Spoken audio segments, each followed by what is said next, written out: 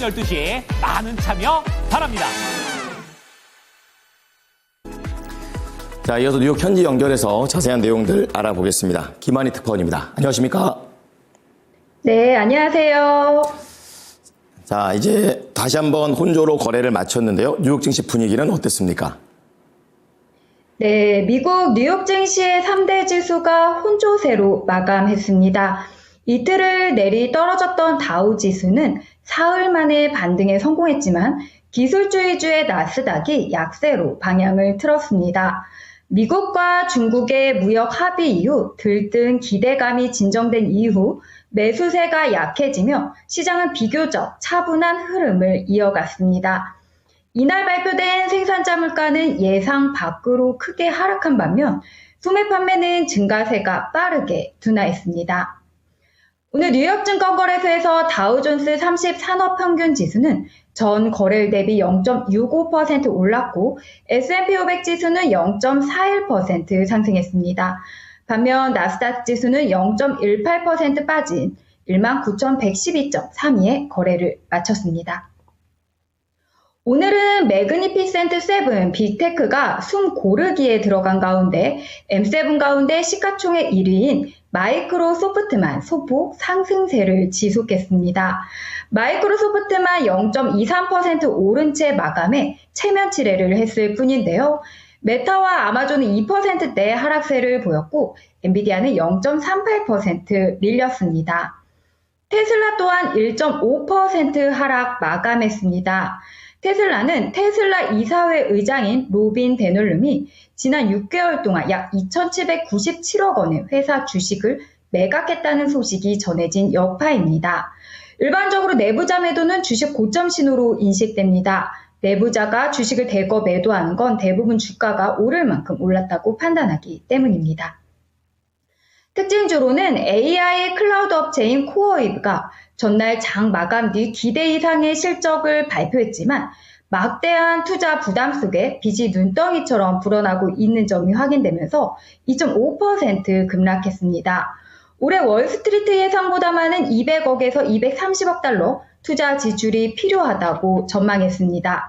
막대한 투자 지출로 인해 주당 손실은 1년 전 0.62달러에서 이번에 1.49달러로 불어났는데요. 막대한 투자는 다 빚으로 이어지고 있습니다. 월마트는 기대 이상 분기 실적과 낙관적인 전망을 내놨지만 트럼프 관세에 따른 불확실성이 매우 높다고 단서를 달아 투자 심리를 압박했습니다. 관세 영향으로 이달 말부터 제품 가격 인상이 예상된다고 밝혔는데요. 오늘 월마트는 0.5% 하락한 채 마감했습니다. 주가 낙폭은 크지는 않았지만 관세 충격으로 미국 경제와 기업 실적이 악화할 수 있다는 불안감을 투자자들에게 심어준 겁니다. 유나이티드 헬스는 오늘 장중 15% 급락하며 5년간 최저치를 기록한 후 10.93% 하락 마감했습니다. 월스트리트 저널은 전날 소식통을 인용해 유나이티드 헬스가 메디케어 사기 혐의로 법무부의 조사를 받고 있다고 보도했습니다. 자, 이날 전반적으로 경제 지표도 발표가 됐는데 잘 안 나왔습니다. 그럼에도 불구하고 약간은 선방한 거 아닌가 이런 생각도 드는데요. PPI 어떻게 나왔습니까? 네, 특별한 재료가 없던 오늘 시장 참가자들은 개별 기업 뉴스와 경제 지표에 주목했습니다. 물가 지표에는 아직 도널드 트럼프 미국 대통령의 관세 영향이 반영되지 않은 것으로 보입니다. 미국 노동부는 4월 생산자 물가 지수 PPI가 한 달 전보다 0.5% 하락했다고 밝혔는데요. 이는 0.2% 상승할 것으로 예상한 금융시장 전문가 기대와 대조됩니다. 식품과 에너지를 제외한 근원 PPI는 0.4% 내려 지난 2015년 이후 가장 큰 폭의 하락을 기록했습니다. 이는 서비스 가격 하락이 기인한 것으로 관세 정책으로 인한 마진 압박에도 기업들이 비용 부담을 일부 흡수하고 있는 것으로 풀이됩니다. 특히 관세로 소비 심리가 위축되면서 기업들이 수입품 가격 상승분을 아직까지는 도매 물가에 본격적으로 전가하지 않은 것으로 분석됩니다. 다만 관세 정책이 장기화될 경우 기업들은 관세에 대비해 선제적으로 비축한 재고를 모두 소진할 수 있고요. 이 경우 비용 상승 부담을 도매 물가와 소매 물가에 전가할 수밖에 없을 거라는 우려도 제기됩니다. 펜테온 매크로이코노믹스의 사무엘 톰버스는 유통업체들이 이러한 추가 비용을 소비자에게 모두 전가하고 있지 않다면서 2018년 세탁기 관세 부과 이후 소비자 가격이 실제로 오르기까지는 3개월이 걸렸으며 이번에도 마진 압박이 지속될지는 더 지켜봐야 한다고 설명했습니다. 관세 여파가 고스란히 반영된 지표도 나왔습니다. 관세 불확실성의 제조업은 둔화하고 소비는 뚜렷하게 둔화되는 모습을 보인 건데요. 뉴욕 일대 제조업 경기를 보여주는 엠파이어 스테이트 제조업 지수는 마이너스 9.2로 4월 마이너스 8.1보다 하락해 3개월째 내림세를 나타냈습니다. 소매 판매 증가세도 둔화됐습니다. 상무부에 따르면 올해 4월 소매 판매는 7,241억 달러로 집계돼 전월보다 0.1% 늘어나는 데 그쳤는데요. 특히 소매 판매 증가율을 보면 3월에 1.7%에서 4월 0.1%로 급락했습니다. 소비 심리가 빠르게 위축되고 있는 것으로 확인되는 건데요.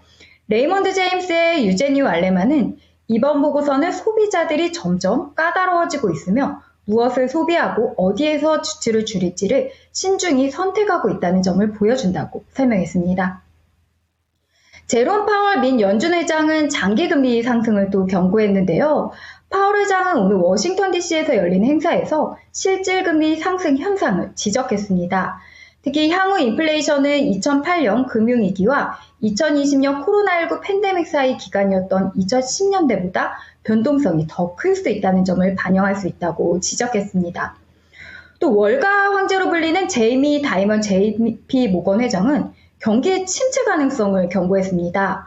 다이먼 회장은 블룸버그 TV와의 인터뷰에서 경기 침체와 관련해 우리는 그런 상황을 피하고 싶지만 이 시점에서 가능성을 배제하지 않는다며 경기 침체가 온다면 얼마나 크고 오래 지속될지 알 수 없다고 말했습니다. 다이먼은 관세 정책으로 인해 미국으로 향하는 투자가 줄어들 수 있다고 내다봤는데요. 다만 그는 미국의 투자 매력도는 여전히 강력하다고 강조했습니다.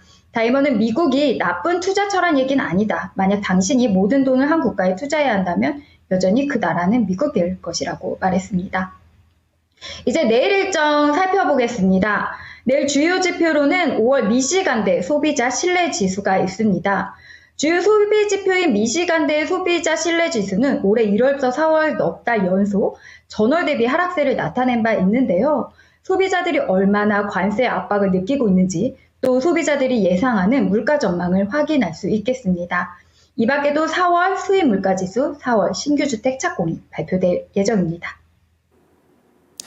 네, 오늘 내용 잘 들었습니다. 고맙습니다. 네, 감사합니다. 지금까지 모닝인 뉴욕이었습니다.